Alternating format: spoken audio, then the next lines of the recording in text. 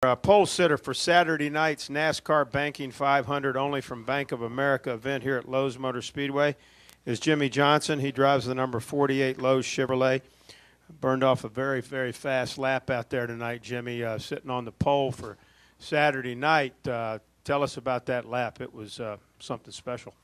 Yeah, it was. And things have been great for us today. Even with the short practice, I found that the laps we made in practice, it was really about me building confidence in the grip level of the car and finding the line to run, a fast lap and the fastest lap that I could.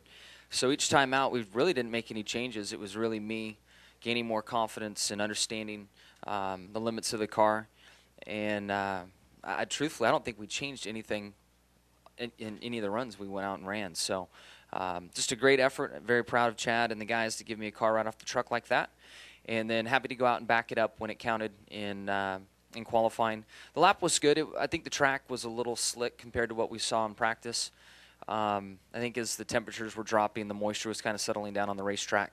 But we still ran a very, very similar lap to what we did in practice. Okay, we'll take questions now for Jimmy. We've got Utter, Reed, and this gentleman right here. I'm not sure who he is, but we're glad to have you. Go ahead. Jim Utter, Charlotte Observer. Jimmy, I know you didn't get a lot of practice, but you go out and practice, fastest lap. You go out in qualifying, fastest lap, 2 mile-an-hour faster than a COT's gone in any qualifying session previously. Are your competitors, do you hope your competitors are just saying, here we go again? I hope so, but I don't expect them to off qualifying. It was a good lap, but it's just one, and we've got 500 miles to run. So I think if we can lead a lot of laps, win the race, that something along those lines will send a statement. But qualifying, I know if I was in this situation and Mark won the pole, I'd tell myself, it's just one lap. He's got to do it for 500 miles come Saturday night. So I don't think, it's going to phase guys much. And when I look at the performance that we've seen out of 42, the 24, the 5, man, nobody's making mistakes. It doesn't seem like the pressure is really bothering anyone right now. So I don't expect tonight's pole run to do that. Go ahead, Reed. Reed Spencer with Sporting News. After the practice lap, you seemed pretty excited. Was that because you heard you ran a 28.05, or was that because you could actually feel the speed that you had in the car? Man, that was all based on sensation. I can't remember. It could be wrong, but I don't think I've gone that fast before. That was, and the cool thing about the lap I ran in practice, where I said the track had some more grip, is I drove outside of my head and just did the stupidest things possible, I thought, and the car was still secure underneath me. And I couldn't believe it, that I could drive it that hard and it didn't budge. So I'm like, this is unbelievable. And, to experience that was really, really cool.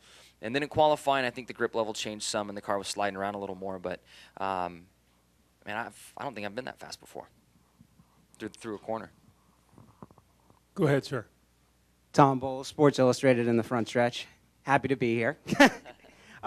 Jimmy, you've called this track, your house, and you were so dominant here in the middle of this decade, but you've now gone 4 years without winning at this track. How much has it bothered you that you haven't won for that long at a track that you once dominated? And do you feel like you need to go out and reclaim that label a little bit? I can't remember how the label came along, if I said it or if it was placed on me. If I did say it, it's a lesson learned for being cocky, because we quit winning after that. So, I've been saying the old track really suited my style. The abrasive surface, the bumps, all that kind of thing worked well. And with new tracks, when tracks are repaved, it kind of brings the group together. It's a little more forgiving. Your setup doesn't have to be as close. Courage will get you a long way too, because there's so much grip.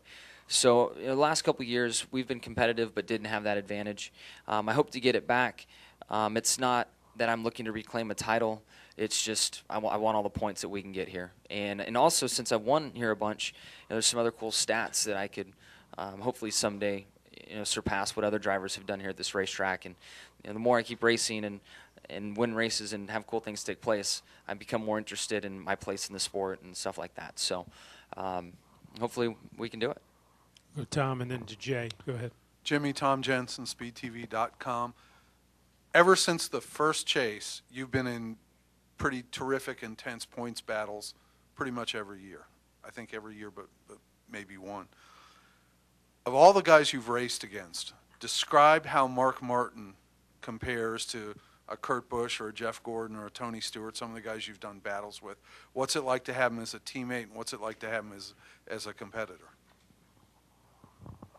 Man, I remember there was one year we were all in that group that went to Homestead and had a chance for it. And I can remember racing with Mark, but this is my real first experience, I think, heads up. Yeah, this year racing him. And, you know, as he's been in that 5 car, his confidence in his abilities have increased, the confidence of that race team, and you just see a team that, you know, just is rock solid. They'll tell you they're making mistakes, but from my perspective and everyone's perspective, they're so consistent and it's doing so well that we'd say it's no mistakes. And that's the type of stuff you need to do to win championships. And, you know, they just seem rock solid, and Mark's not going to take unneeded risks, do stupid things. You know, he might not be the guy that's going to push the groove around on the racetrack or try, you know, to bust off the fastest lap right off the truck. But when he sees someone do it, he knows in his heart that he has the skill set to do it, and he'll go out and do it. And it's almost like you don't want him following you in practice, because you can show him a line, and you might have him by a little bit on lap tracker, and you show him how to do something a little different, and he's got it, and he can do it. And you're like, damn, why? You know, I wish you wouldn't have followed me. So now he knows what we're doing. But you know, the battles I've had in the championship, from trying to chase Tony down, trying to chase Kurt down, those guys, you know, just one-upped us each time. And every time we thought we had them where we needed to, they just beat us by a little bit. So I think that's what you have to do. And with it being as close as it is, somebody's just going to have to squeak by with a couple more points here and there to get this championship won. Next question, Jay. Jay Pennell.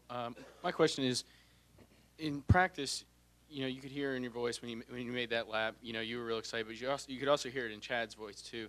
Are you guys having, excuse me, are you guys having more fun this year, or are you guys clicking a lot better this year, or compare it to the years past? And has there been a time that you guys have been together where it wasn't clicking, and, you know, maybe we just haven't seen it, or, you know, you guys had a spat or something, or has it always just kind of been you guys have had that level where better than anybody else? Yeah, you know, today I think Chad, from looking at the lap times and even visibly watching the car, could just see the speed and knew that it was really, really fast. So I think all of us kind of shared in that excitement of what the car was capable of. Over the years, there definitely has been ups and downs. I think 2005 was the toughest, you know, period in time for us. Jason Tony for the championship came up short and frustrated, and, you know, we had a talk with Mr. Hendrick and went through some things. And since then, I mean, we you know, there's ups and downs, and that's the thing I feel that makes our relationship stronger, is that, you know, it's not always perfect and great. And he speaks his mind, I speak mine, and we fight and do all the things that go with it. But we don't cross certain lines, and there's a great deal of respect that we have for one another.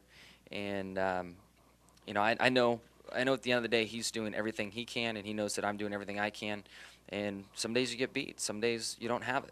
You know, so we've worked through it enough over the years to have a good understanding, and, you know, he certainly gets mad, and I can see it and know it, and I try to give him his space, and we just have found a way to kind of work together.